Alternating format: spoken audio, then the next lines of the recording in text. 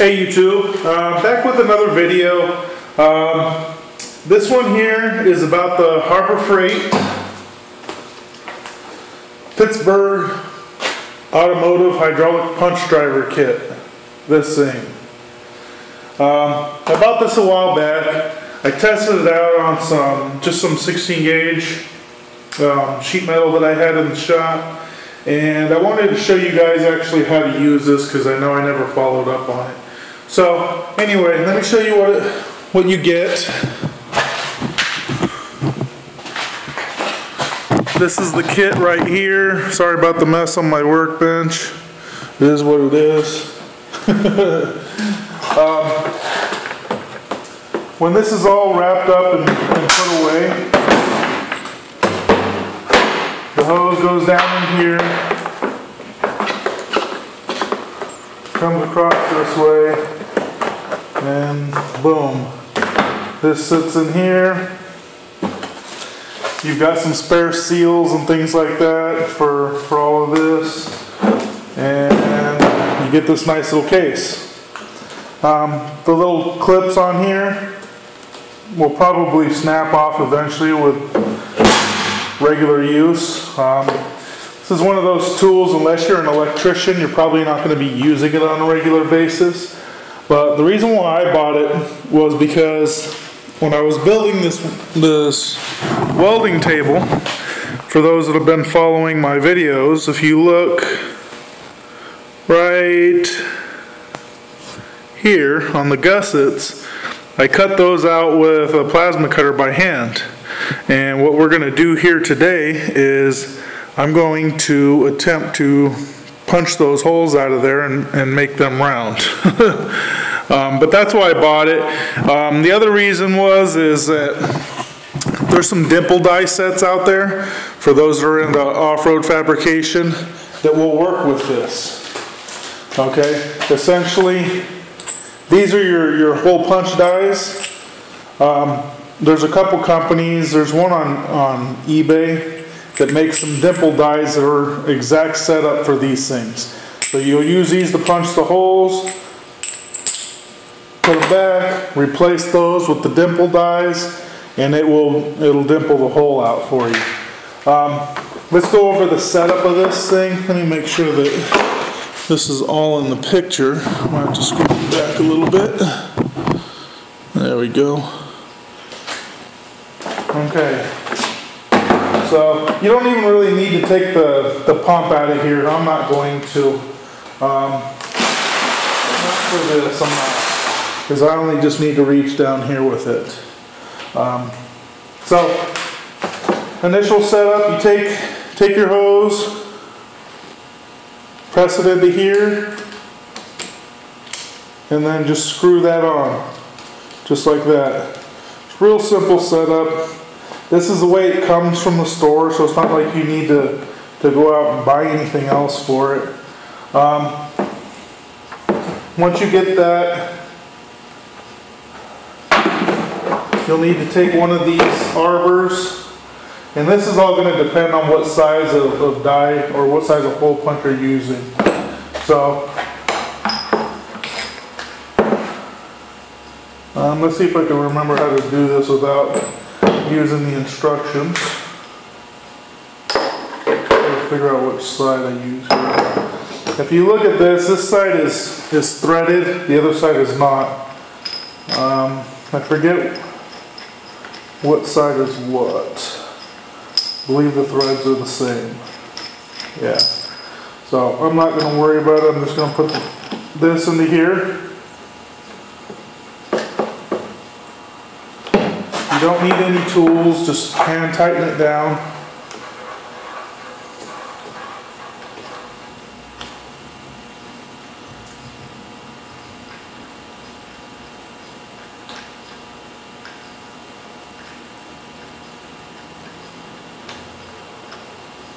Okay, there we go. You'll put the non-threaded side on first.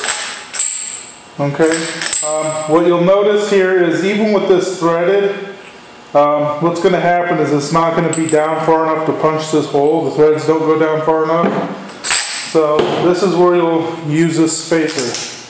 Drop the spacer in, drop that in, and then you'll screw on this. But you're not going to do that just yet because we got to put this through the hole. Let me get the camera readjusted to show you. Sorry about that, I'm dropping my tripod here.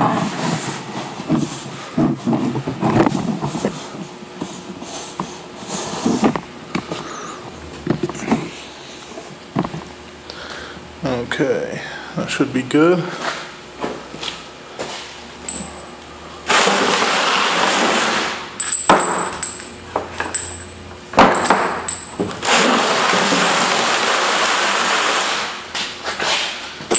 Okay, so just put it through here on the hole, line it up to where you want it to, and then tighten the other piece in.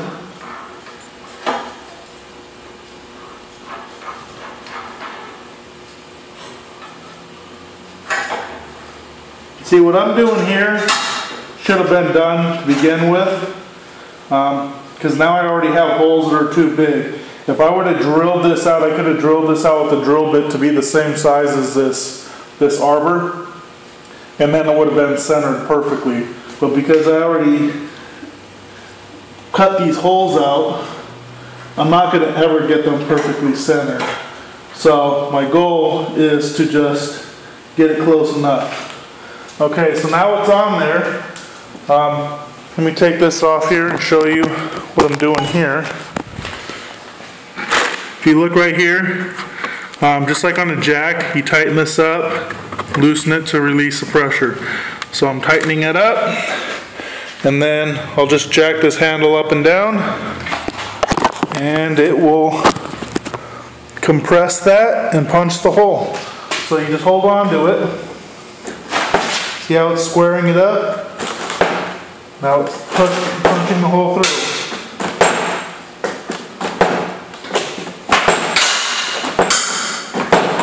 And it's done. Boom, perfect. Okay. You see that right there? Nice, clean, perfectly round cut. And ignore those ugly welts. So it went from that, it actually was worse than that, to a perfectly round cut. So, now what you need to do, let me put you back in the tripod.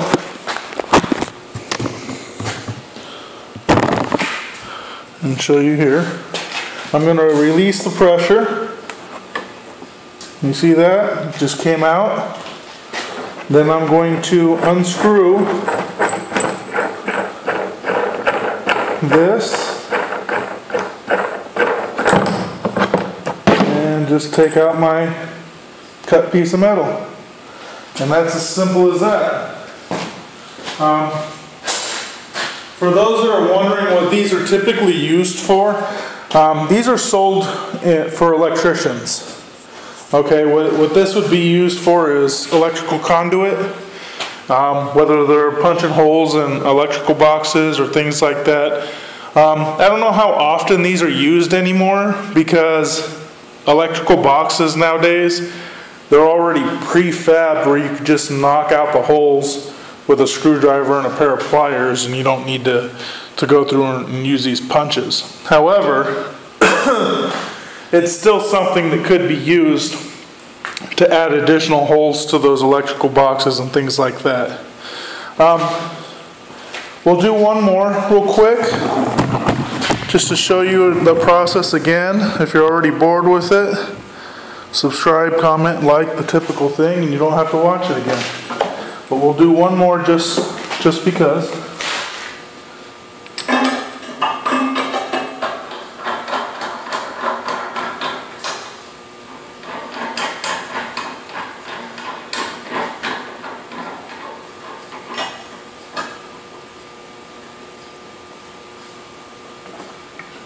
Tighten up the valve and just start. Yes.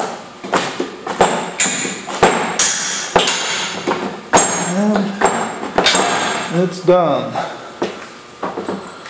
So again, just unscrewing this. I actually didn't release the pressure yet. That's not really necessary. You're just going to need to do it before you start again. It's spring loaded in here, so it's always going to release. Got that out of there. So that's how you do it. Again, boom, it's done. It's not as centered as I would have liked, but it looks good. Looks like it was intentionally planned. Even though it was just me not having the proper tools to begin with. So I'll punch this hole out later, and that's pretty much it. So again, subscribe, comment, like, check out the links in the description. For those that are watching this video on alvarezmetalworks.com, I'll put the links in the blog posting there so that you can find out where to buy this through Harbor Freight Tools. It's actually a good tool, okay? Harbor Freight sells some junk, and then they sell some pretty respectable tools, and in my opinion this is one of those tools. So as far as how many ton this is, I forget. I'll put that in the description. I forget how many ton it is. But I think it's, honestly, I think it's 10 ton, but don't quote me on that. It's a lot, okay? It's going to punch through 16 gauge, no problem. You're not going to be able to use this on plate steel.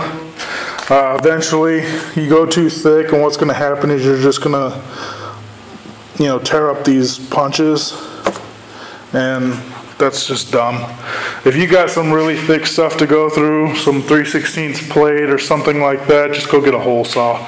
So, but these punches work great for sheet metal. They're fast. You've seen how fast I was able to punch through that stuff. You don't have to worry about clamping it down to a drill press or anything like that.